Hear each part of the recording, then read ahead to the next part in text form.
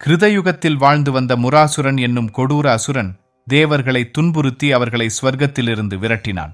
இந்திரனின் தலைமையில் எல்லா தேவர்களும் கரம் குவித்து துதிப்பாடி பார்க்கடலில் பள்ளி கொண்ட சுதர்சனம் ஏந்திய கருட வாகனர் ஸ்ரீ விஷ்ணுவிடம் தங்களது குறைகளை முறையிட்டனர். அசுரனின் கொடுமைகளை கேட்ட பகவான் விஷ்ணு தேவர்களுக்கு உதவுவதாக உறுதியளித்து முராசுரனுடன் போரிட்டார். தனது அம்புகளாலும் சுதர்சனத்தினாலும் அசுர சேனைகளை விரட்டியடித்தார். நீண்ட காலம் நடைபெற்ற அந்த யுத்தத்தின் நடுவில் பகவான் விஷ்ணு பத்ரிகாசிரமத்தில் உள்ள ஹேமவதி என்ற குகைக்குள் ஓய்வெடுப்பதற்காகச் சென்றார்.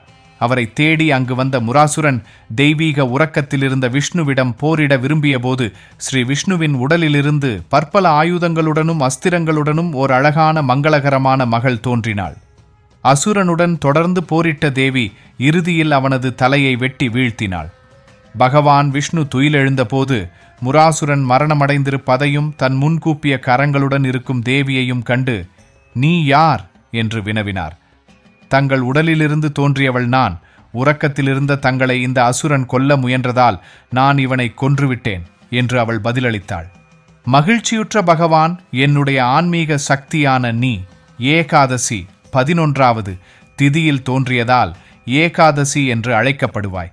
நீ தோன்றிய நாளில் விரதம் இருப்பவர்கள் எல்லா பாவ விளைவுகளிலிருந்தும் விடுபட்டு பக்தி நிலையை அடைவர்" என்று வரம் நல்கினார். பின்னர் சிறப்பு வாய்ந்த இந்த ஏகாதசி ஒவ்வொரு மாதத்திலும் இருமுறை வெவ்வேறு ரூபங்களில் தோன்றினாள்.